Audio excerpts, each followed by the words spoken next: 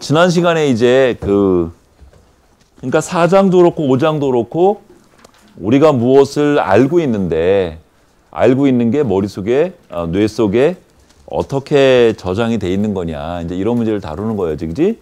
그런데 지난 시간에 우리가 다룬 게 원어 실험은 뭐였었냐면, 사람들이 의미 중심으로 기억을 한다. 그래서 문체 같은 거, 그러니까 구체적으로 무슨 단어가 쓰였었는지 이런 거는 잘 기억을 못하고 그 내용이 무엇이었었는지 기억을 잘한다. 이런 실험이었고, 그지? 그 다음에 시각 정보 처리가, 그러니까 눈으로 무엇을 보고 기억하는 것이 언어로 기억하는 것보다 월등히 기억이 우수한데, 그럼 시각 같은 경우에도 그러면은 그런 의미 중심적인 기억이 있는 거냐? 있다.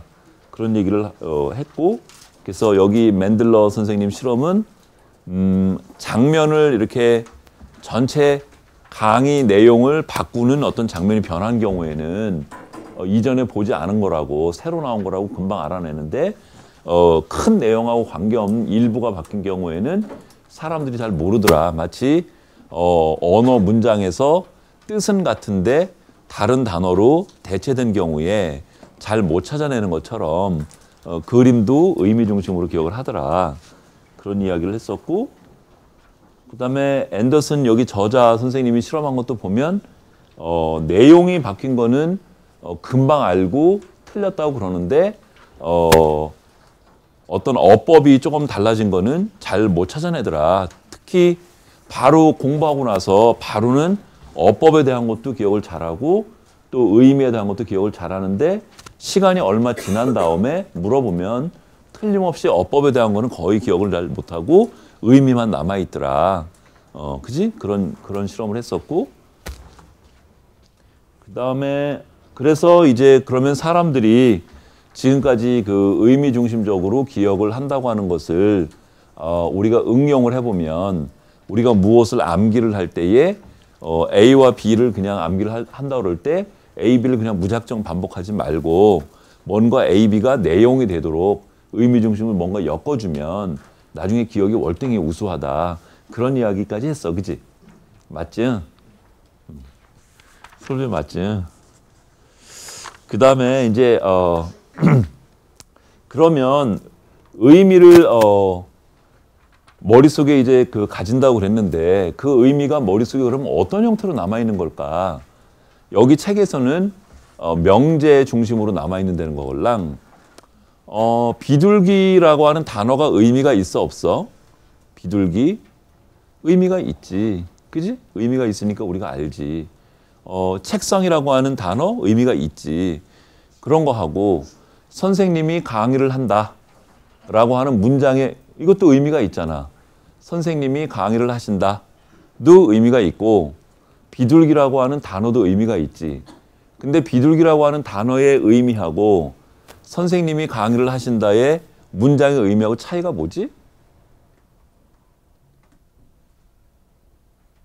그러니까 선생님이 강의를 하신다는 명제로 기억이 된다고 하는 거, 그러니까 의미로 기억이 되는데 명제 형태로 기억이 된다고 하는 것을 이야기하려고 하고, 비둘기 같은 경우에는 명제가 되니 안 되니? 의미는 있지만 안 되지. 그러면 명제라고 하니까 선생님이 강의를 하신다는 거는 비둘기하고 차이가 뭐냐면, 우선 어떤 사건에 대한 얘기가 되고, 그지? 비둘기는 사건에 대한 얘기는 아니야. 그냥 대상, 어떤 밖에 있는 대상에 대한 지식이야. 그런데 선생님이 강의를 하신다는 어떤 사건에 대한 기술이고, 그 사건이 실제 했었으면 참이고, 실제 안 했었으면 그거는 거짓말이야. 그지? 그러니까 문장의 의미를 명제로 표상을 하는데, 명제로 된 경우에는 그게 참인지 아닌지를, 그런 일이 진짜로 일어났었는지 아닌지를 판단할 수 있는 의미의 최소 단위야. 그러니까 좀 다르지. 그지? 그래서 여기 지금 명제 여기 보면 되게 언어학이나 뭐 의미론, 논리학 뭐 이런 데서 전부 다 어떤 사건에 대한 기술을 할 때 명제를 쓰는데 되게 의미 분석의 핵심이라고 그러고, 그 다음에 그 일이 진짜 있었으면 참이고 아니면 없었으면 거짓인지를 판단할 수 있는 의미의 최소 단위고, 하나의 독립된 주장을 나타내는 최소의 의미 단위라고 보는 거라. 그래서 우리가 실상에서 무엇을 경험하는 거는 비둘기라고 하는 하나의 물체를 경험하기도 하지만, 대부분은 비둘기가 나타나는 어떤 사건과 관련된 것들을 우리는 경험을 하게 되지. 그러니까 비둘기라고 하는 단어도 우리가 지식으로 갖고 있지만, 비둘기가 함께 있었던 상황하고 관련된 사건이 우리한테 머릿속에 들어오지, 그지? 그러면은 명제라고 하는 건 어떤 거냐? 지금 교과서에 예문이 있는데 151페이지에 너 이거 잘 쓸 수 있지?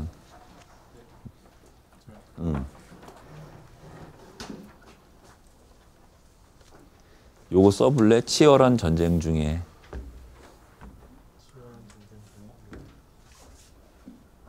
얘는 완전 한여름이다. 나는 추운데. 크게 써. 쫀쫀하게 쓰지 말고.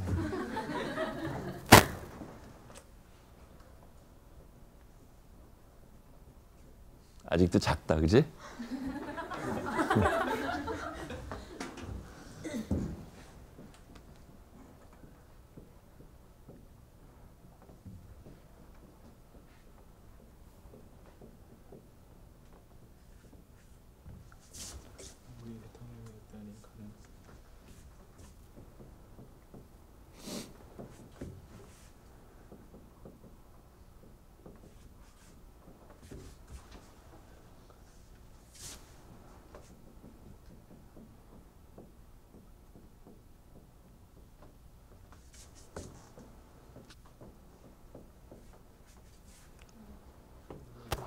참, 송현아, 그거 피험자들 그거 약속하는 쉿 오늘 돌려야 되는데 사전 검사할 거 진원 형한테 전화해보지 않을래?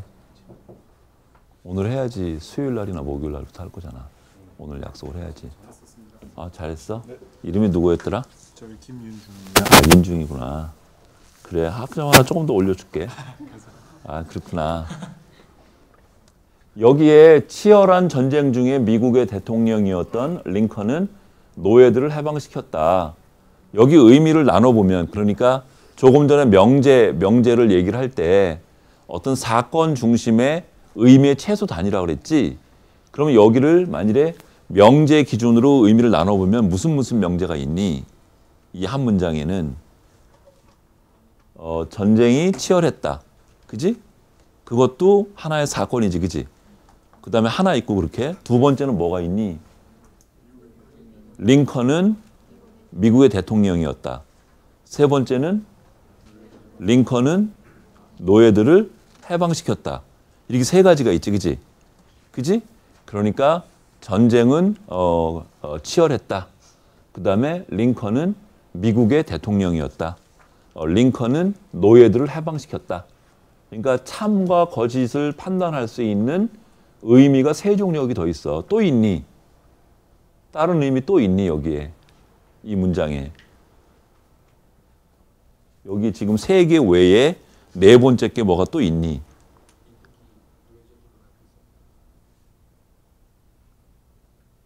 글쎄. 글쎄. 세 개인 것 같아. 세 개인 것 같은데, 그러면은 거기에 전쟁은 치열했다 그러면 하나는 일단 하나의 문장이 하나의 명제로 되어 있지. 그렇지 않지. 이거 문장 하나잖아. 그지? 문장이 여러 개 아니잖아. 한 문장이잖아. 근데 한 문장에 지금 명제가 세 개가 있었지. 그지? 그러니까 한 문장은 미니멈 명제가 하나 이상 있겠네. 그지? 명제가 가장 적은 경우가 하나 있는 문장일 거고 되게 단순한 문장이겠지. 그지? 그러면 한 문장 안에 명제가 굉장히 여러 개가 있으면 되게 복잡한 말이겠다. 그지? 되게 복문이 되거나 뭐 이런 거지. 그지? 뭐 썩은 사과를 먹은 유미가 넘어졌던 웅덩이는 뭐 이런 식으로 되면 명제가 여러 개 나오지. 그지? 그지? 그러니까 한 문장 안에 명제가 여러 개 있으면 굉장히 복잡한 문장이 되겠다. 그래가지고 금방 추론해 볼 수 있어. 그지? 그러니까 문장 한 문장하고 명제하고 1대1로 매치가 되는 게 아니야. 그치? 그렇고 그다음에 지금 관계하고 논항이라고 그러걸랑? 그러니까 여기 전쟁은 치열했다. 그러면 치열하다. 이런 거를 관계 정보라고 그래. 그리고 논항 정보는 전쟁 이런 말을 논항이라고 그래. 그러니까 명제는 관계를 표현하는 말하고 논항들로 구성이 되어 있어. 링컨은 미국의 대통령이었다. 그러면 이었다가 관계에 해당되는 거고 논항은 주어에 해당되는 링컨이 있고 어떤 종류였었냐면 미국의 그거였었고 미국의 대통령이다. 이렇게 논항이 두 개로 구성이 되어 있지. 그러면 만일에 링컨은 노예들을 해방시켰다 그러면 관계성 정보는 뭐냐면 해방시켰다가 되는 거고 그다음에 논항에 해당되는 거는 링컨하고 노예가 되는 거고. 그래서 그러니까 하나의 문장을 여러 개의 명제로 표현을 할 수 있고 그다음에 그 명제들은 다시 관계를 기술하는 말하고 관계에 들어가는 대상들 그런 걸 논항이라고 얘기를 한다는 거지. 그러니까 관계와 논항으로 구성이 되어 있지. 그지? 그지?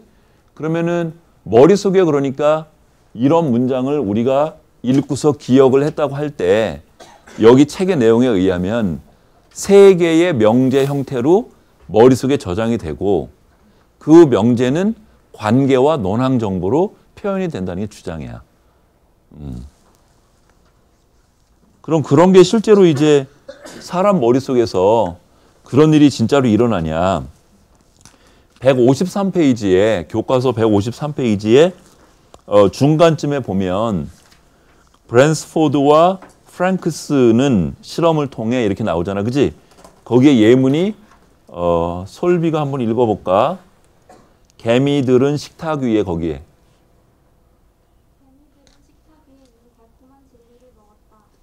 너희가 산에서 굴러내려와서 작은 오두막을 부숴버렸다. 부엌에 있는 개미들이 젤리를 먹었다. 너희가 산에서 굴러내려와서 숯불 옆에 오두막을 부숴버렸다. 부엌에 있는 개미들이 식탁 위에 있는 젤리를 먹었다. 작은 오두막은 숯불 옆에 있었다. 젤리는 달콤했다. 그러면은 여러분 조금 전에 읽은 거 적어보라 그러면 어떻게 적겠니? 한번 적어볼래? 어디 노트에다가 조금 전에 책에서 봤던 예문을 기억나는 대로 한번 적어볼래? 책이 없는 사람은 솔비가 읽는 거 좀 들어봤지? 그 기억나는 대로 한번 적어볼래?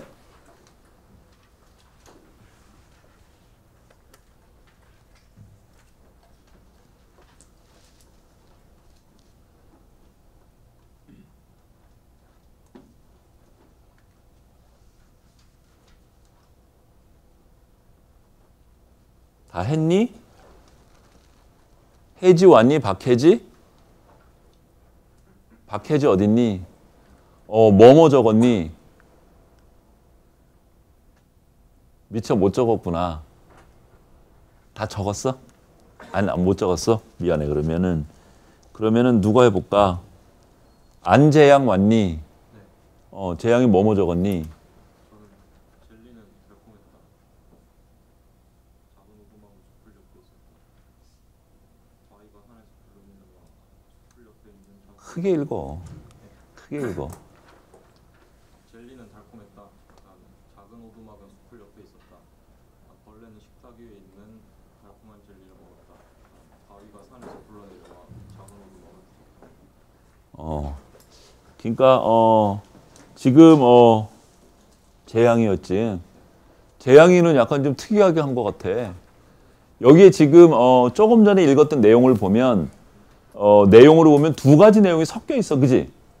하나는 부엌에 있는 개미가 젤리 훔쳐먹는 내용에 대한 그런 거였고 또 하나는 뭐였지? 또 하나는 바위가 산옷에 굴러내려와서 오두막을 이렇게 덮치는 거.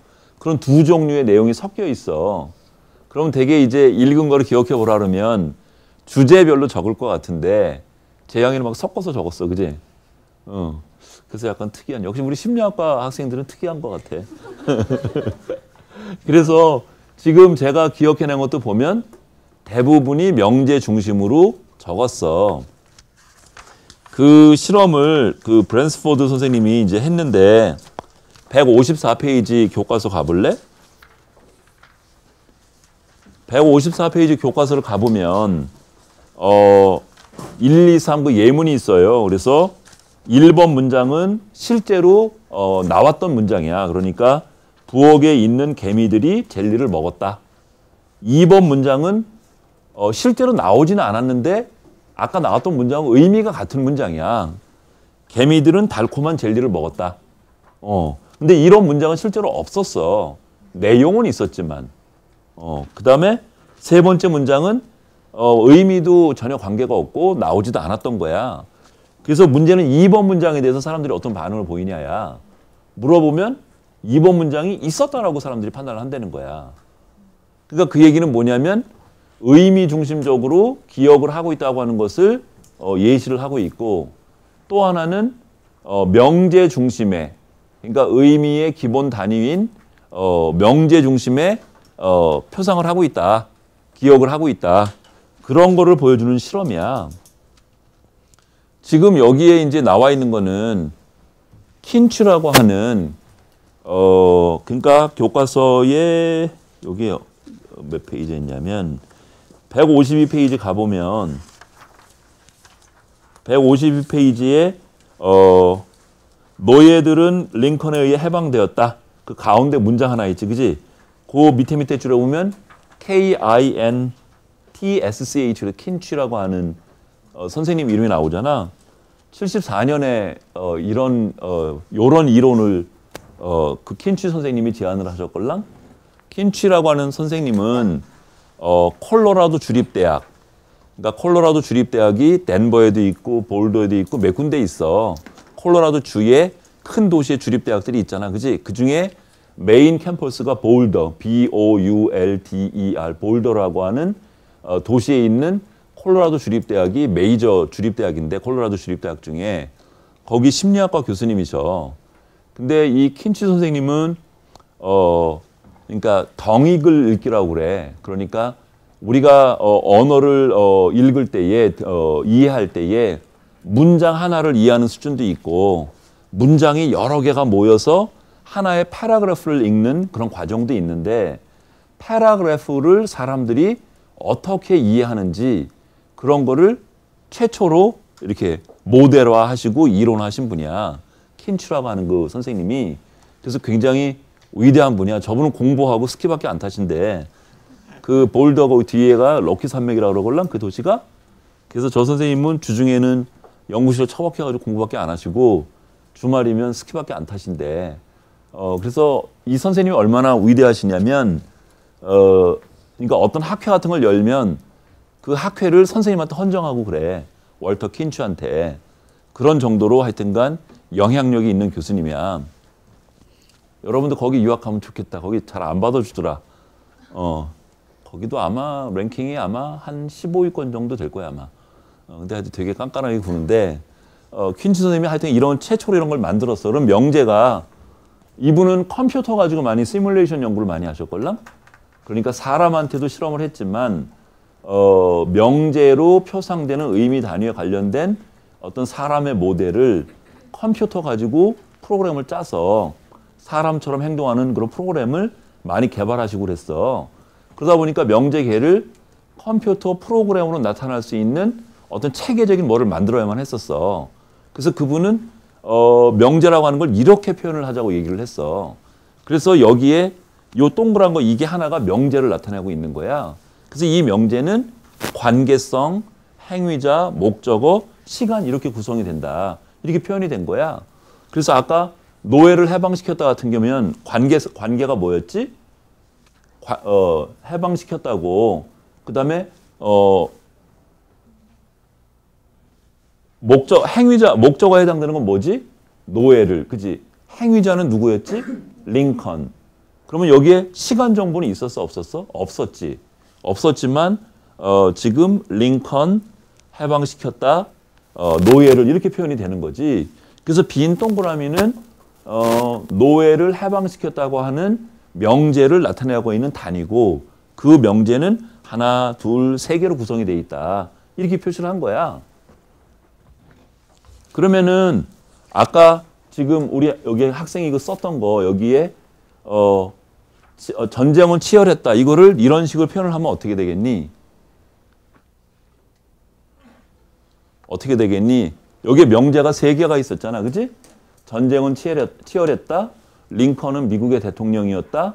링컨은 노예를 해방시켰다.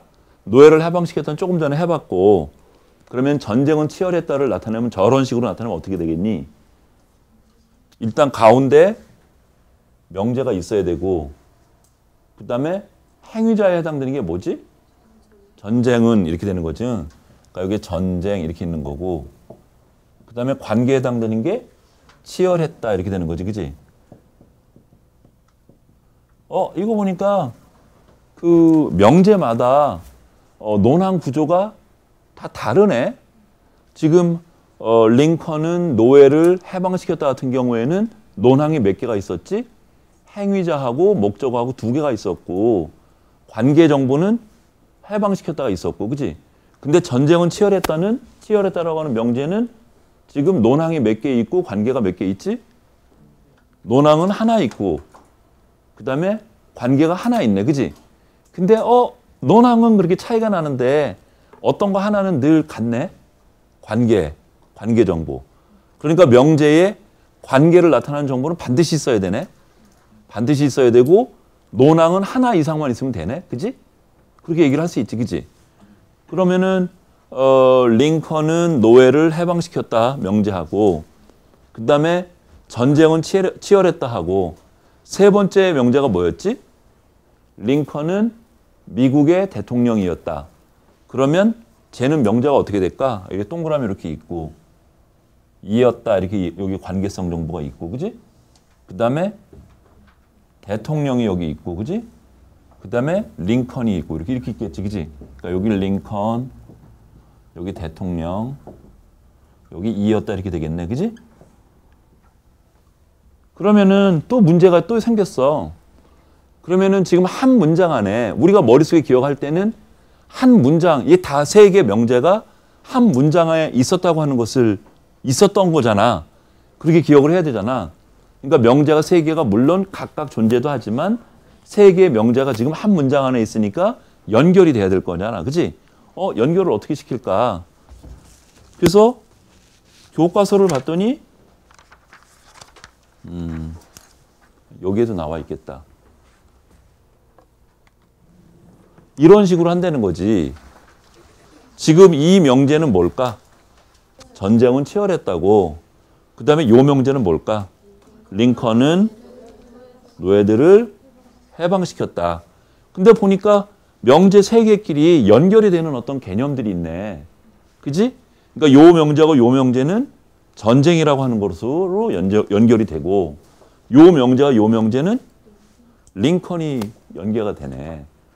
그러면은 명제와 명제의 연결이 명제 속에 들어있는 논항이나 관계 정보들의 고리로 쭉 연결이 되겠지. 그치? 그러면 여기서 명제가 하나, 둘, 세 개가 있는데 가장 중심이 되는 명제가 어떤 거니? 중심이 된다고 하는 거는 다른 명제들하고 관계성을 많이 갖고 있는 명제가 그 문장의 요지에 해당되는 거지. 그러면 여기서는 어떤 거니? 링컨은 미국의 대통령이었다야. 그지? 왜냐하면 얘를 중심으로 나머지 하나씩 연결이 되니까. 그러면은 천지은 저거 만일에 저게 가장 중심에 있는 명제가 가장 나중에 저런 문장을 읽고 나서 예를 들면 1년이 지났어. 그런 다음에 천지은한테 너 지난번에 2014년 1학기 4월 오늘이 며칠이냐면 8일 날 명제 강의할 때 링컨 얘기했었는데 그때 내용이 뭐니? 라고 물으면 천지은은 어떤 내용의 명제를 기억해낼 가능성이 제일 높을까? 링컨은 미국의 대통령이 이 중심 요지에 해당되는 거. 그러니까 이게 그렇게 보면 어떻게 되니?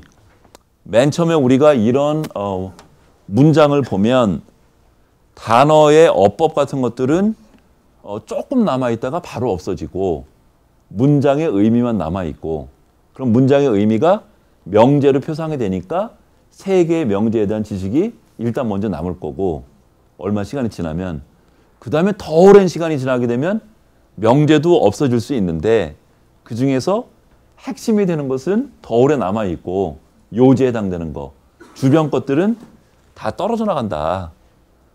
이런 얘기지, 그지? 그러면 이거 의미에도 그러니까 보면 두 개 층위가 있는 거네.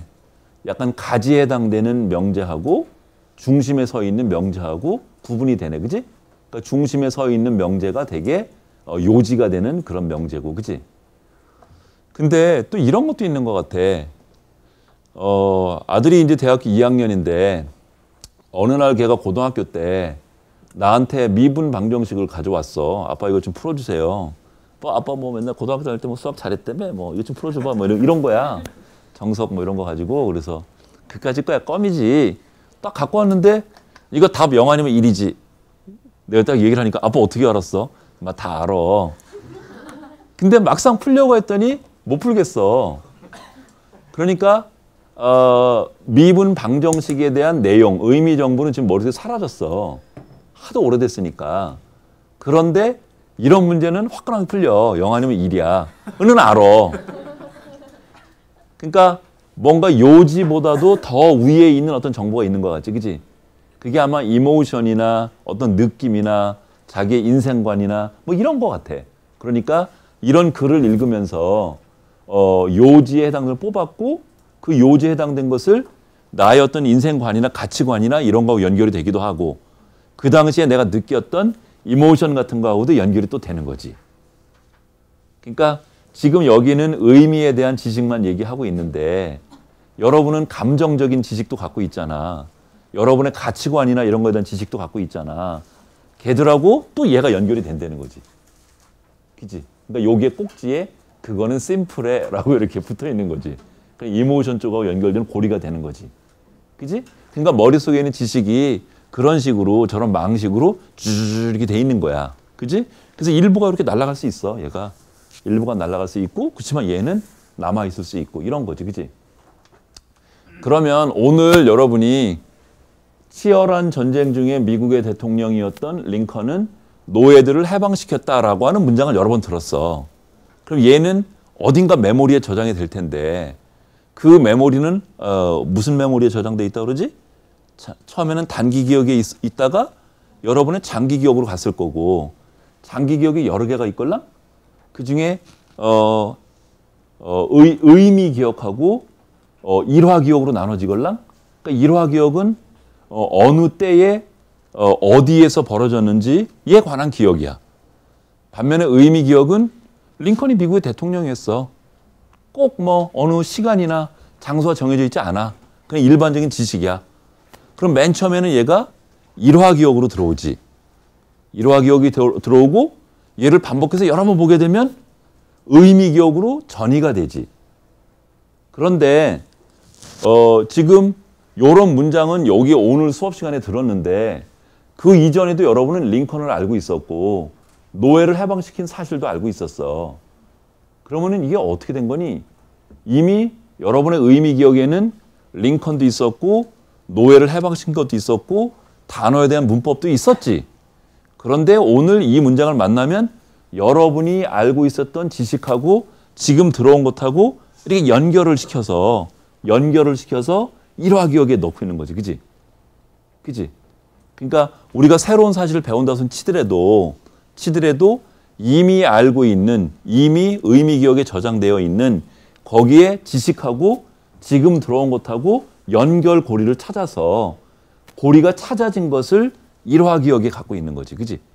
그러다가 얼마큼 시간이 지나게 되면 그 연결 고리가 일부 끊어지기도 하고 소실이 되어서 다시 의미 기억 쪽만 남아있지. 그지? 이런 식으로 상호작용을 해. 사실은 그게 시험 문제야. 여러분이 사과를 먹고 있어. 부사 사과를 먹고 있걸랑? 근데 친구랑 통화를 하고 있어. 전화로 사과를 먹고 있으면서 인지심리학 시험이 24일 날 오후 2시라고 하는 내용을 친구한테 전화로 알려주고 있어. 사과를 먹으면서. 그랬더니 친구가 너 뭐 먹고 있니? 이렇게 물었어. 맛있는 사과를 먹고 있지. 이렇게 했어. 그러면은 시험은 문장은 뭐냐면 중간고사는 4월 24일 오후 2시에 보는데 지금 나는 사과를 먹고 있어. 라고 말을 하는 거야, 지금. 그 내용을 여러분 머릿속에 기억을 할 거잖아. 그지? 여러분이 말을 했으니까 기억을 할 거잖아. 그지? 그럼 의미 중심적으로 기억 속에 남아있겠지. 그지? 그게 그러면 이런 명제 망조직으로 남아있을 텐데 어떻게 남아있을까를 그려서 내는 거야. 그러니까 중간고사의 1번 시험 문제가 중간고사를 4월 24일 오후 2시에 시험을 본대.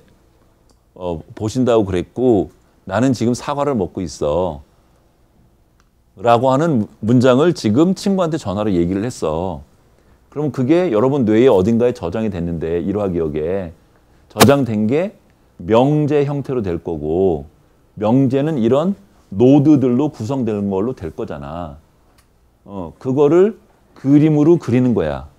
그래서 미리 공부를 해갖고 와서 여기 책도 보고 여기 찾아보고 그래서 공부를 해갖고 와서 24일 날 2시에 답안지 주면 거기다 여러분 머릿속에 있는 거 그려 넣으면 돼. 그런데 거기에 이제 조금 있다가 이제 강의 더 진행이 되면 나의 속셈을 여러분이 그 정도 여러분을 그렇게 무시하면 안 되지.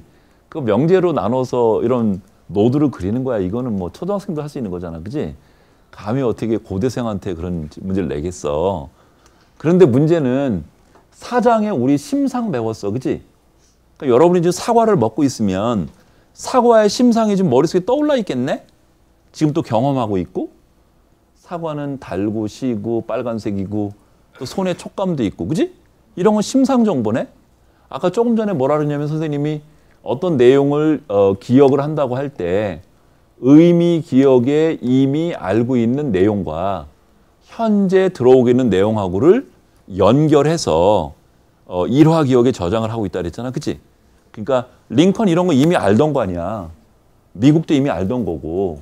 그럼 시멘팅 메모리 여긴가 어딘가에 지식 덩어리가 있는데 지금 저런 문장이 들어오니까 이런 명제를 형성을 하고 얘랑 이렇게 연결을 할 거 아니야. 그치? 연결을 해서 링컨이 뭐 턱수염이 있었고 이런 내용까지 쭉 붙을 거 아니야. 그치? 그치? 그러니까 단순히 여러분이 요거 보면 링컨 요것만 기억하지 않잖아. 사실은 링컨이 이렇게 수염도 이렇게 있고 이 사람이 또 약간 완고했다고 그러지? 성격이 되게. 그런 내용도 여기에 붙을 거 아니야. 그치? 공부는 요거를 했지만 뒤에 있는 것도 그러니까 글이라는 뜻이야. 어떤 내용이 있을지. 거기에 심상도 있을 거고 사과 먹고 있으니까 심상도 있을 거고 그 다음에 지금 시험은 4월 24일 날 보는데 하고 또 나는 사과를 먹고 있어 하고는 별개의 주제 문제잖아. 그지? 근데 둘이 또 연결이 돼야 되지? 어딘가에서. 그지? 그러니까 나는 여러분을 존중을 했어. 그래도 고려대 학생에. 그러니까 과거에 이미 알고 있는 지식하고 현재 들어오는 내용하고 연결이 어떻게 될지를 그려야 되고 근데 과거의 지식에 보면 심상 정보도 있을 거고 의미 정보도 있을 거고 링컨에 대한 성격에 대한 그런 정보도 있을 거고 또 그 문장이 두 개가 연결 조사로 연결이 되어 있는데 둘이 또 연결 고리를 만들어야 되고 두 내용 간에. 그지? 그런 거를 이런 노드로 표현을 해봐라.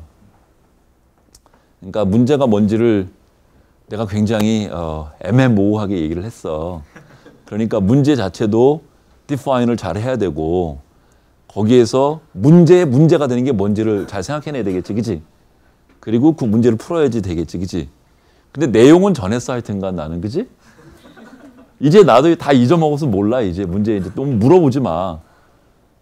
조교도 없어 지금. 그러니까 이제 물어보지 마. 알았지? 시험 문제 알았지? 그래. 그럼 당연히 있지. 너는 선생님이 문제를 내는데 정답이 없을 리가 있냐? 있지. 선생님 정답은 선생님 머릿속에 있어. 그래서 내 마음에 들면 100점이고 안 들면 빵점이야. 정답이 어디 있겠어. 그렇지만 큰 틀은 있지. 큰 틀은. 대략적으로 그래서 이어서 이제 더 얘기를 해보면, 그러니까 1번 시험 문제 가르쳐줬어. 그러니까 선생님 굉장히 친절한 사람이야. 일, 어. 이거는 하나의 문장이 되잖아요. 근데 저희가 노래 가사를 외울 때는 음도 같이 그러니까 가사만은 못 외우고 음이랑 같이 해서 외울 때는 그걸 바꿀까 문제를? 너무 재밌다. 그때는 그러면 그 교수님이 말한 그게 첨가돼서 그런 거예요? 그렇지. 그러니까 노래 가사하고 어떤 운율 같은 거 이런 것하고 같은 내용은 아니야. 그렇지만 어딘가에 연결고리가 있는 거지. 저장돼 있는데도 뇌에 다르긴 하지만. 사실 오래전부터 실험을 해보고 싶었던 거였어. 근데 일손이 딸려가지고 송현이는 뭐 늘 알지만 이상한 거는 노래 가사는 생각이 안 나는데 음은 기억이 나. 그거 왜 그러니? 좀 이상하지 않아? 그러니까 왜 어떤 노래를 처음 들으면 가사는 잘 몰라. 근데 나나나나나 이런 건 기억이 나. 그럼 그게 왜 기억이 잘 되는 건지 유독. 걔는 그럼 내가 지금 그렇게 하는 거는 다 맞는 건지. 근데 아무튼 그런 약간 이상한 경험이잖아, 그치? 그게 왜 그럴까? 그런 생각을 좀 하고 있는데 그래, 그것도 그래 하여튼. 또 다른 질문. 그 명제를 나눌 때 관계어가 항상 있어야 된다고 하거든요. 근데 그 관계어의 성격이 뭐 수동태든지 능동태든지 이런 거 상관이 없나요? 그렇지. 그거는 관계는 없지. 그러니까 내용 정보니까. 그럼 저 문장에서 명제를 좀 바꿔보면 노예들이 전쟁 중에 해방되었다도 명제가 될 수 있는 거잖아요. 그럴 수도 있지. 그러면 아예 저 구조가 달라지기 때문에 그러면 문장의 요지가 달라질 수도 있나요? 이해하는 사람에 따라서 다르게 할 수도 있지. 근데 이제 그러니까 명제를 사실은 아까 재춘이도 그런 얘기를 했었는데 이해하는 사람에 따라서 다른 명제를 볼 수도 있어. 그런데 여기에 사건을 가장 미니멀한 것으로, 그러니까 가장 작은 단위의 의미 단위로 쪼개 보면 대략 여기 교과서에 나와 있는 거하고 되게 일치가 되지. 물론 차이가 좀 있는 것도 있을 수 있어. 그렇지만 대개는 일치가 돼.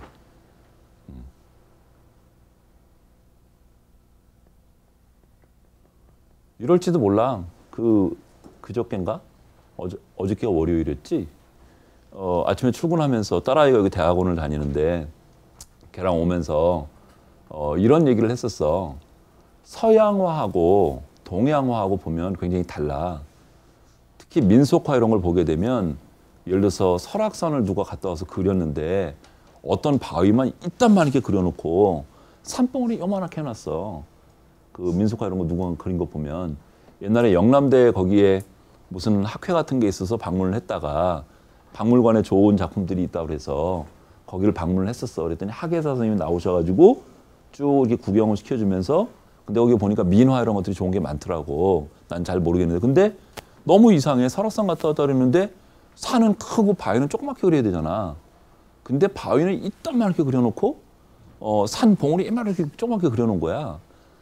그래서 우리가 조금 이상하게 잘 모르겠어요. 그러니까 그분이 설명을 하시는 게 동양에서는 내가 느낀 것을 그림으로 그렸다는 거야. 그러니까 내가 설악산에 갔는데 내 눈에는 유독 바위가 크게 보였고 인상적으로 보인 거라. 그러니까 누구나 다 느끼는 느낌의 그림을 그리지 않고 내가 그 당시에 느꼈던, 생각했던, 크게 보였던, 인상적이었던 것을 그린다는 거야. 그러니까 눈으로 보는 대로 그리는 게 아니고 머릿속에 들어온 다음에 내 머릿속에서 해석된 내용을 그림으로 그린다는 거야. 그래서 바위가 굉장히 크고 그런 거래. 근데 서양화는 그렇지 않고 객관적인 눈으로 보이는 모습대로의 그림을 그리지 대개는. 추상화는 물론 안 그렇지만.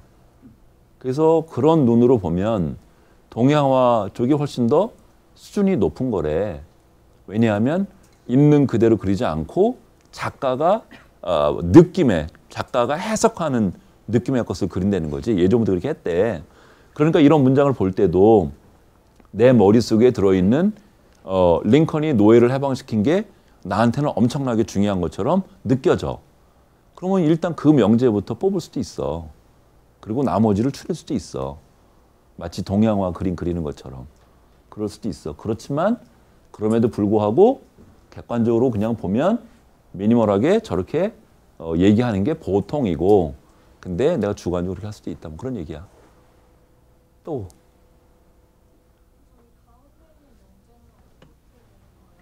이 명제는 어떻게? 지금 저희 문제가 전쟁이 치열했다. 그리고 링컨은 미국의 대통령이었다. 교회들을 해방시켰다. 이렇게 되는데 그러면 저기 미국하고 링컨하고 전쟁하고 대통령, 부의 대통령 이게 연결이 되는데요. 그럼 어떻게 문제로 만들어야 하나요? 나 아직도 파악을 못했다. 질문의 내용을. 어떡하지? 다시 한 번만 얘기해 줄래?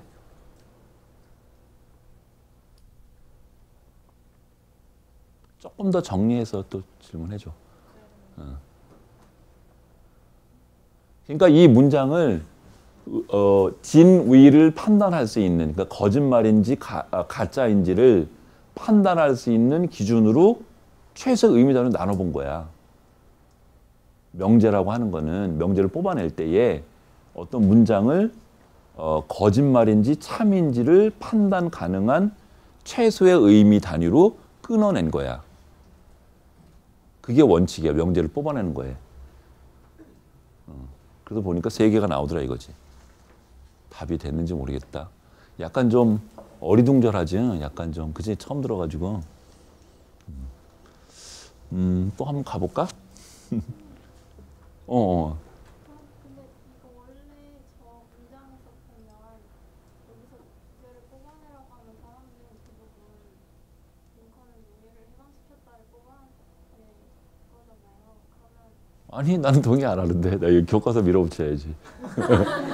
뭐 그럴 것 같기도 하다. 그냥 이거 보면은 이 문장의 주제는 그냥 링컨이 노예를 해방시킨 거고 그 다른 것들은 그것에 대한 그냥 부연 설명 같은데 그래도 저기처럼 진짜 가운데 있는 그러면은 링컨은 노예를 해방시켰다를 가운데 두고 다른 명제들 배치를 해보면 어떤 그림이 되겠니?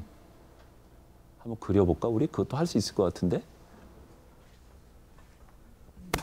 사실은 그런 어떤 명제 이런 거를 뽑아내는 거를 주관적인 그런 수준에서도 할 수 있어.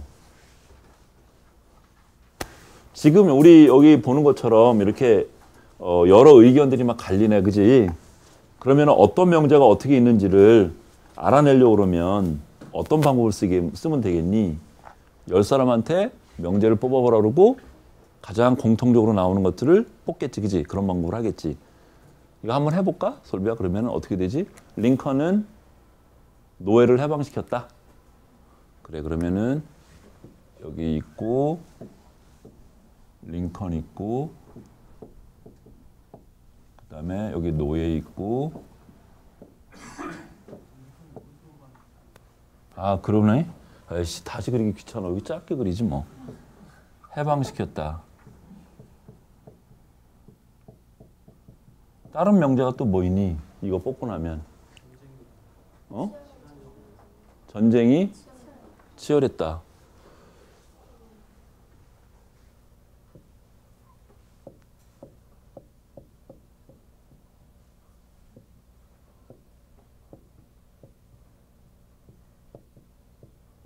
또 뭐 있니? 이렇게 연결되고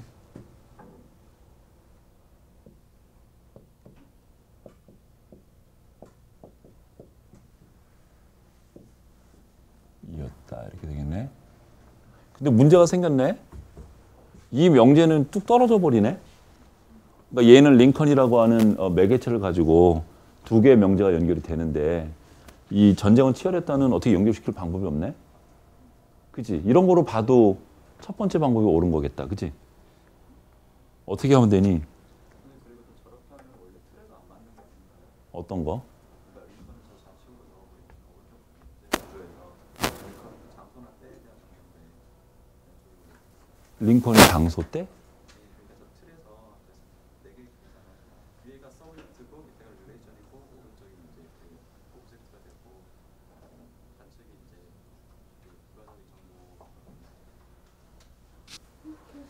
근데 이게 지금 문제가 생겼어, 솔비야.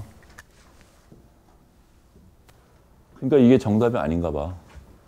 제가 궁금한 건 그럼 사람들이 이런 문장을 읽고 책을 냈잖아요. 조금만 있다가. 저는 제가 생각하기에는 뭐 어떤 문장을 읽으면 거기서 제가 생각한 주제를 뽑아서 기억을 할 것 같은데 그런 식으로 조정이 되는지 아니면 뭐와 별개로 그냥 문제 세상에서 거기서 나오는 의미가 조정이 둘 다 돼. 그래서 저런 문장을 보고 시간이 얼마 지나서는 둘 다가 남아있고 시간이 더 오래 지나고 나면 네가 더 중요하다고 생각하는 것만 남아있어.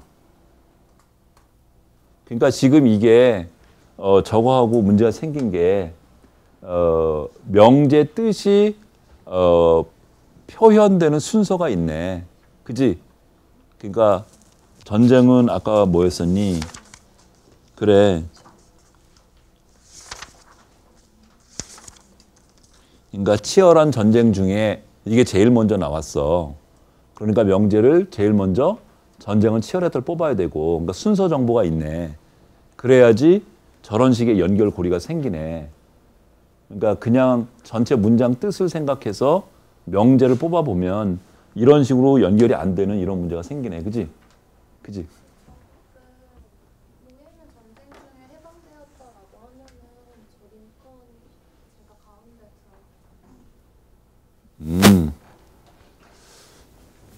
근데 그거는 약간 또 의역 같은 거 아니니? 뭐 그렇게 만들어도 되긴 될 것 같은데 근데 실제 보였던 문장하고 조금 차이가 있으니까 그래서 지금 우리 중요한 거 배웠네. 그지? 그지? 그러니까 문장에 보면 단어들이 나열되어 있는 순서가 있는데 그 순서에 의해서 1번 명제를 뽑고 그 다음에 나오는 단어들의 조합을 가지고 2번 명제를 뽑아야 되고 그 다음에 거 가지고 3번을 뽑아야지 이런 식의 구조가 생기고 머릿속에 그 내용을 다 읽은 다음에 내가 가장 중요시하는 명제부터 표현을 하고 하면은 이런 식으로 나눠줄 수도 있고 그러니까 연결이 잘 안 되고 이런 문제가 생기네. 그지? 그지? 중요도랑 상관없는 거 아닌가요? 그러니까 아까 말했던 대로 근데 나중에 지나면 중요도가 굉장히 중요해. 시간이 많이 지나면. 그러니까 저 도표상 이 도표상으로는 이게 중심 명제야. 이 도표상으로는. 근데 여러분은 지금 링컨이 노예를 해방시켰다고 하는 게 더 크게 보인다는 거잖아. 그러니까 여러분의 생각하고 이거하고 좀 달라. 그지? 그래서 지금 보니까 문장 나온 순서대로 명제를 먼저 뽑기 시작해야 되네. 그지? 그래야지 이런 구조가 만들어져. 그러니까 아까 예문 같은 경우도 그렇게 해야 되겠어. 그다음에 그러면은 이런 식의 망 조직이 실제로 있는 거냐? 이거 한번 실험 한번 해볼까? 여기 봤어 지금? 그러니까 명제가 뭐뭐 했었지? 전쟁은 치열했다. 두 번째는 링컨은 미국 대통령이었다. 세 번째는 노예는 노예를 해방시켰다. 그렇지. 그게 제대로 되려면은 링컨은 전쟁 중에 미국의 대통령이었다가 돼야 되잖아요. 그래, 번역을 잘못한 것 같아. 그래야지 저 문장이 전쟁의 사건에 들어갈 수 있거든요. 아, 그렇구나. 그래, 바꿔보자. 우리 실험을 한번 해보자. 내가 불러줄 테니까 어떤 단어를 불러주면 여기 나온 단어를 불러주면 듣자마자 제일 먼저 생각하는 단어를 적는 거야.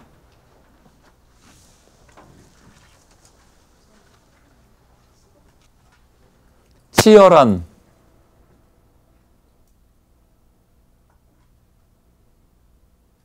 뭐라고 적었어? 전쟁 나왔겠지 뭐. 그지? 그러면은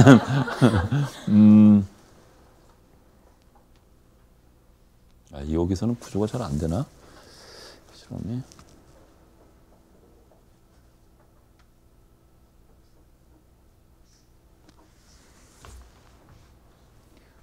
미국.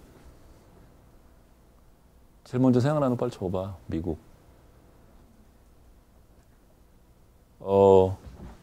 링컨 적은 사람. 전쟁 적은 사람. 대통령 적은 사람. 해방시켰다 적은 사람. 치열한 적은 사람. 지금 이게 뭘 얘기를 하니? 여기를 보면 미국하고 요거하고는 한 단계의 그런 거리가 있고 치열하는 굉장히 멀지, 그지? 미국하고. 그러니까 만일에 머릿속에 이런 식으로 저장이 돼 있다면 미국을 들으면 얘하고 근접해 있는 놈들은 머릿속에 금방 떠올라야 되고 멀리 있는 놈은 잘 안 떠올라야 되걸랑? 그래서 여러분이 지금 생각한 거 보면 미국 그러면 대통령, 링컨 이런 것들은 잘 떠올린다고 얘기를 했는데 뭐 해방시켰다라든지 치열한 이런 거 거의 생각을 안 하지, 그지? 그러니까 어느 정도는 머릿속에 저렇게 저장이 된다고 하는 게 이런 예를 봐도 좀 알 수 있다는 거지. 사실 실험이 깔끔하게 되지는 않았어. 근데 그러니까 교과서 156페이지에 가보면 그림 5.7에 여기는 되게 컨트롤이 잘 돼 있걸랑? 그러니까 이거는 뭐냐면 그 앞 페이지에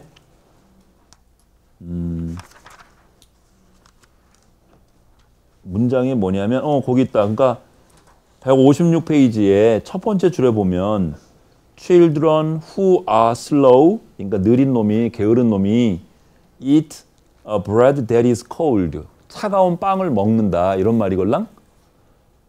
Children who are slow eat bread that is cold 이런 문장을 읽었어. 그리고 얘를 명제 형태로 표현을 하면 그 아이는 되게 게으르다 그런 명제가 하나 나오고, 두 번째는 아이가 빵을 먹는다 이렇게 될 것 같고, 세 번째는 빵은 차갑다가 되겠지, 그지? 그렇게 보면 children, 그래서 그 5.7에 보면 명제 표시가 있어, 그지? 그래서 slow하고 children하고는 명제에서 가깝고 slow하고 bread는 굉장히 멀어, 그지? 그 다음에 children하고 bread는 가깝고 children하고 cold는 되게 멀어. 그래서 조금 전에 선생님이 예시를 했던 것처럼 children이라고 하는 단어를 들으면 네가 조금 전에 이제 문장을 읽었는데 어떤 단어가 머릿속에 떠오르니 바로 물으면 근접해 있는 말들을 떠올린다는 거지. 그러니까 그 얘기는 지금 이런 명제망 조직 이런 식으로 머릿속에 저장이 된다라고 하는 것을 보여주는 증거라는 거야. 지지해주는 증거라는 거야. 그지? 여기에 좀 추상적이라서 약간 조금 시간을 좀 썼다, 그지? 근데 많이 나가야 되는데. 그 다음 주제로 가보면, 그러면 여기서 문제는 뭐냐면 내가 예를 들어서 이렇게 장미는 분홍색이었다 이런 문장을 봤어. 그리고 이 장미를 보면서 그런 얘기를 했어. 그럼 이 실제 장미의 모양이 머릿속에 저장이 되는 걸까? 아니면 장미는 분홍색이었다라고 하는 의미만 저장되는 걸까? 그러니까 그때 의미를 말하는 건 추상을 얘기하는 거고, 추상. 그러니까 여기 그러니까 학자들도 장미는 분홍색이었다라고 하는 문장에 추상을 저장한다고 그러는데 그 추상이 되게 의미라고 생각을 해. 그러니까 의미만 남아있는 건지 아니면 실제 이 장미 모양도 남아있는 건지가 문제가 되는 거라. 그런데 4장의 심상 그 연구 거기 챕터를 공부한 거 보면 장미의 모양도 있어야 되니 아니면 의미만 있어야 되니? 모양도 있어야 되지, 그지? 그러니까 지각적 표상, 그러니까 심상에 해당되는 표상도 존재한다. 그러니까 머릿속에 저장되는 게 그럼 뭐야? 명제 형태로 되어 있는 의미하고 그 다음에 실제로 우리가 경험한 손으로 만진 촉감에 대한 지각적인 거, 또 내가 냄새로 맡은 냄새에 해당되는 지각적인 거, 또 눈으로 본 컬러 모양에 대한 지각적인 것도 남아있어야 되는 거지. 그치? 그래서 그런 논쟁이 있는데 지각적인 게 남아있다. 이제 그런 거를 얘기를 하려고 그러는 거고, 사실 이런 게 이제, 딱 거기에 맞는 실험은 아닌 것 같은데, 선생님은, 의미가 저장되어 있는 게 아니라, 의미는 계산된다고 난 생각을 하걸라? 난 개인적으로. 어떤 일이 있었냐면, 지금 벌써 여러 해가 됐는데, 최원일 박사인데, 걔는 이제 학부 때부터 선생님 랩에서 공부하다가 석사까지 하고, 노스캐롤라이나 주립대학에서 박사를 하고, 지금 사우스캐롤라이나 대학의 연구원으로 하고 있걸랑. 이제 교수 되기 전에 되게 박사하고도 이렇게 연구원 생활을 해. 그 채원일이가 석사생일 때에 우리가 실험을 몇 개를 했는데 하나는 지난번에 왜 딸랑딸랑 이런 소리, 그러니까 의태어하고 의성어, 그러니까 의태어하고 의성어를 우리가 눈으로 보았을 때 의태어는 동작에 해당되는 거고 의성어는 소리에 해당되는 거잖아. 그러면 소리에 해당되는 그런 뇌가 활성화되겠냐. 의태어를 눈으로 보면 동작을 나타내는 뇌가 활성화되겠냐. 해보니까 돼. 의성어는 여기 측두엽에 소리를 담당하는 뇌의 영역이 활성화되고 그 다음에 의태어는 운동 피질 쪽이 활성화돼. 그런데 두 조건 모두 다 특이한 거는 여기 두정엽도 활성화가 됐어. 그게 1번 연구였고 그 다음에 두 번째 연구는 뱀 그러면 파충류도 생각이 나지만 징그럽다도 생각이 나지, 그치? 그러니까 뱀 같은 단어는 이모션도 가지고 있고 원래 어의적인 의미도 가지고 있어, 그치? 반면에 책상 이런 단어는 거기는 이모션은 크게 관여가 안 되고 그냥 의미밖에 없어.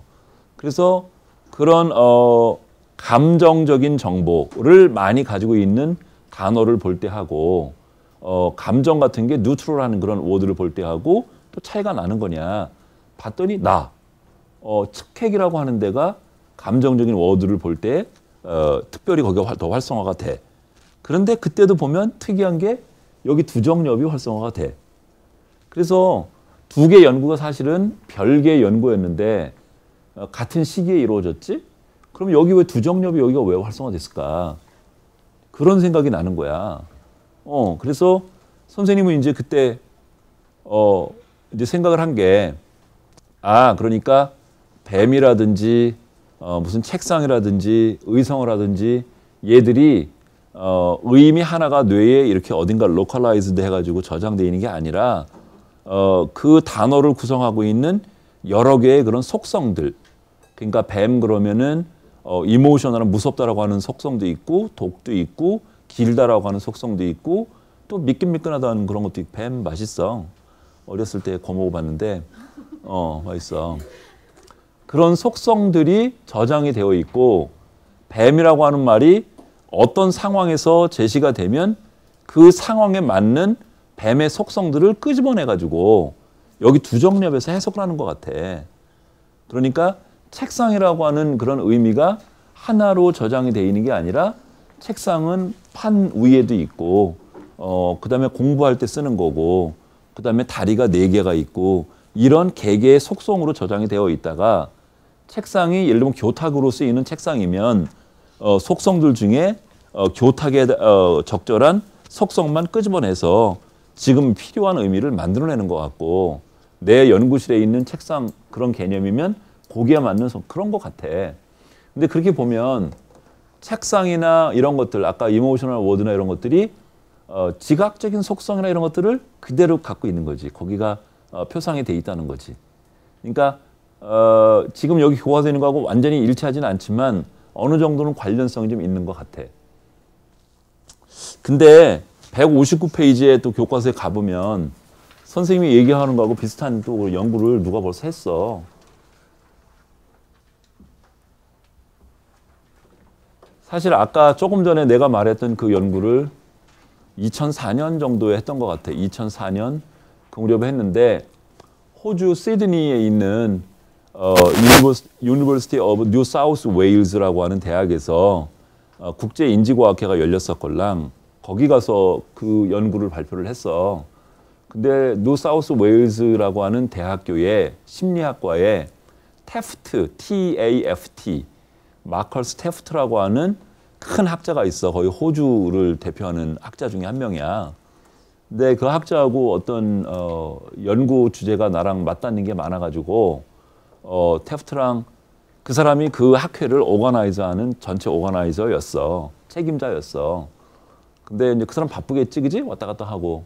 그래서 이제 어느 날 이렇게 만나서 뭐 우리 연구 얘기 좀 하자. 그 사람도 한국어에 관심이 있고 그래서 그러자. 그래서 뭐 학회가 예를 들면 4일 동안 열렸으면 세 번째 날에 점심시간에 우리 점심 먹으면서 연구 얘기하자 이렇게 됐걸랑? 그리고 나는 이제 점심 끝나고 나서 2시부터 2시에 첫 번째 내가 발표였었고 그래서 한 11시 정도에 그 테프트를 만났어. 그래서 연구실에서 일단 보자 그래서 거기가 얘기가 편하니까 그래서 연구실에서 만났는데 그때 스페인에 있는 어떤 학자도 안식년을 거기 와 있었어. 그 대학에 까라이라스라고 하는 그 사람도 꽤가 아니라 많이 유명한 학자인데 그때는 유명한지 몰랐어. 나중에 보니까 유명한 사람이더라고. 그래서 그 테프트 방에 갔더니 까라이라스도 와 있고 테프트 기다리고 있고 그래서 셋이 앉아가지고 연구 얘기를 시작을 했어. 근데 다 물어봐. 뭐 한국어는 예를 들면 뭐 음절 단위로 단어가 되니? 내가 실험을 이런 걸 했는데 뭐 이렇게 나왔으니까 한국어는 학교에 그러면 학교에 이런 단위로 인식하는 것 같아. 테프트는 보스라고 하는 단위를 얘기를 하걸랑 BOSS. 그러니까 학교 같으면 학하고 기역까지가 그 단어를 나타내는 기억이 돼 있다는 거야. 테프트는 그런 이론을 얘기를 해. 그래서 너 얘기 틀렸어. 그러니까 테프트가 화가 나지. 네가 실험한 게 그게 뭐가 어떻게 돼서 그런 거야. 너 이렇게 해봤어? 그렇게 해봤는데 거기서도 그렇게 나와. 뭐. 그래가지고 점심도 안 먹고 세 명이 막 거의 뭐 한 3시간 정도를 여기 칠판에 막 그리고 떠들고 막 이러고 재밌잖아. 사실 공부하는 그런 게 제일 재밌걸랑. 그렇게 시간을 보내다가 아참 점심 이렇게 보니까 벌써 2시가 넘었어. 거의 58분, 1시 58분 뭐 이런 거야. 그러니까 3시간 정도를 그렇게 너무 재밌게 셋이 떠들었어. 막 서로 막 약간 좀 경쟁심 같은 것도 서로 있걸랑. 너 이거 모르지? 뭐 이거 안 해봤지? 뭐 이런 거 있잖아. 그런 식으로. 나 발표하러 가야 된다. 그랬더니 너 어떡하냐? 점심도 못 먹고. 그건 괜찮은데 나 발표장 어딘데 좀 가르쳐주라. 무슨 건물로 어떻게 가래. 그래가지고 그냥 막 모르는 길 막 여기 잘못 들어가고 막 그러잖아. 급해가지고. 후즈즈즈 막 갔는데 이렇게 내리막으로 된 강당이었어. 이렇게 털 이렇게 막 이런 사람이 미국 어떤 교수가 그 사람은 안 유명한 사람인 것 같아. 내가 모르니까. 프로페서 기춘남 어디 있냐고 막 찾고 있는 거야. 그 사람 여기 안 나타났냐고. 지금 발표인데. 여기 앞에서 막 그러고 있더라. 그래서 나다 막 뛰어가서. 그래서 가서 했던 게 아까 의성어, 감정 그런 거 얘기를 했어. 그랬더니 처음에는 그러더라. 약간 도전적으로 물어보고 그러더라.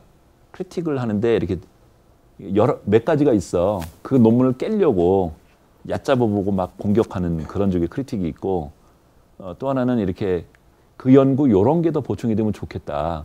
이렇게 도와주려고 하는 그런 커멘트가 있고 세 번째는 배우려고 하는 자세가 있어. 3가지가 있는데 덴박에 알아. 이렇게 질문을 이렇게 받아보면 근데 처음에는 약간 첫 번째 성에 한국에서만 뭘 했겠어. 뭐 이런 식의 약간 얕잡아보는. 그래서 내가 지금 벌써 3시간 동안 얘기해도 왔는데 늠름하게 얘기를 했지. 그랬더니 약간 분위기가 다소곳해지더라. 그러더니 나중에 3번째 가서는 뭐 sir 이런 것도 실험해 보셨습니까? 뭐 이런 식으로 바뀌더라. 그래서 그건 그렇다. 그래서 또 잘난 체를 했지. 근데 여기 159페이지에 보면 유사한 연구가 이 사람들 2007년도에 했네. 그러니까 나보다 좀 늦었네. 나는 4년도에 했는데. 그러니까 얼굴을 그러니까 예를 들면 뭐 가렵다, 간지럽다, 또 혹은 바짝바짝 마른다 이런 식으로 어떤 그 신체 기관 여기서는 지금 얼굴, 팔, 다리에 특별히 관련된 단어가 뭐가 있니? 공을 차다, 뭐 저리다 이런 말이지, 그치? 저리다 이런 말을 보면 단어로 보면 다리를 표상하고 있는 뇌 여기가 활성화되겠냐 이런 거야. 그래서 실험을 해봤더니 159페이지에 거기 그림 5.8에 보면 얼굴, 팔, 다리 이렇게 돼 있잖아, 그치? 그게 지금 얼굴 영역을 얘기를 하는 거고 근데 지금 얼굴 단어를 봤을 때 얼굴 영역이 제일 많이 활성화됐지, 그치? 그리고 팔하고 관련된 뭐 팔이 저리다 뭐 이런 거 그런 말을 봤을 때는 팔을 담당하는 뇌 영역이 제일 많이 활성화됐고, 그치? 그러니까 이것도 아까 얘기한 거하고 비슷하지. 그러니까 의미만 저장되는 게 아니고 지각적인 속성, 내가 경험한 실제 어떤 세계 그런 게 뇌에 저장이 된다. 이런 얘기지, 그치? 그치? 그러니까 약간 좀 더 복잡해졌어. 아까 그 시험 문제 생각을 해보면 의미만 저장이 된다 그러면 그 명제 표상 구조 노드만 몇 개 그리면 됐는데 여러분 머릿속에는 사과에 대한 맛에 대한 그런 지각적인 것도 있을 거고 컬러에 대한 것도 있을 거고 또 전화기 촉감도 있을 거고 이런 것들이 여러분 지식에 지금 저장이 돼 있는 거고 지각적으로 돼 있으니까 의미도 물론 있고 그러면 현재 여러분이 들은 문장하고 여러분이 이미 알고 있던 그 내용하고 뭔가 연결고리가 만들어져야 되잖아. 그지? 그러면 좀 그림을 그리려면 조금 더 어려워졌겠죠? 그래서 내가 속셈이 있어. 그 다음 여기까지만 하고 오늘 마치려고 그러는데 그러면 지각적으로도 돼. 의미도 있고. 그러면 시각에 해당되는 것도 있고. 언어 여기 얘기한 건 그거를 얘기를 하는 거야. 높은 말로 얘기를 했는지 낮은 말로 했는지 A라고 하는 단어가 나왔는지 A가 B보다 먼저 나왔는지 이런 걸 얘기를 하는 거야. 의미를 얘기하는 게 아니고. 그 다음에 운동 같은 것도 있어. 헉헉헉거리고 막 이러던 거 그런 것도 있어.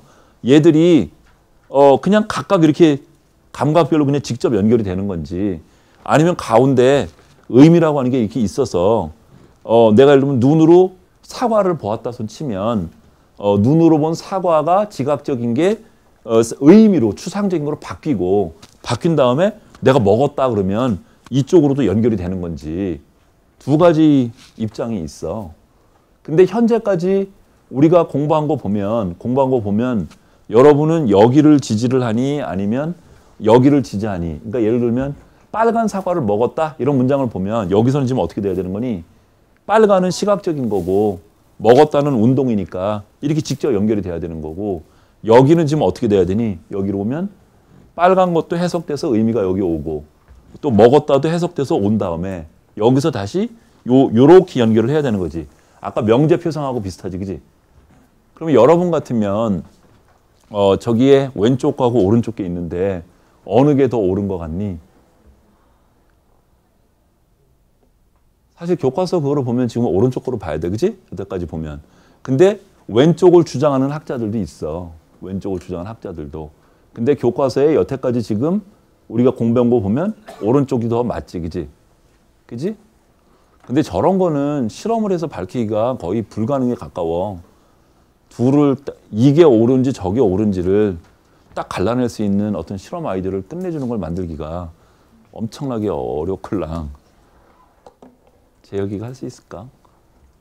혹시 오늘 여기까지 할 건데 혹시 여기에 대해서 질문이 있으면 질문하면 좋을 것 같아.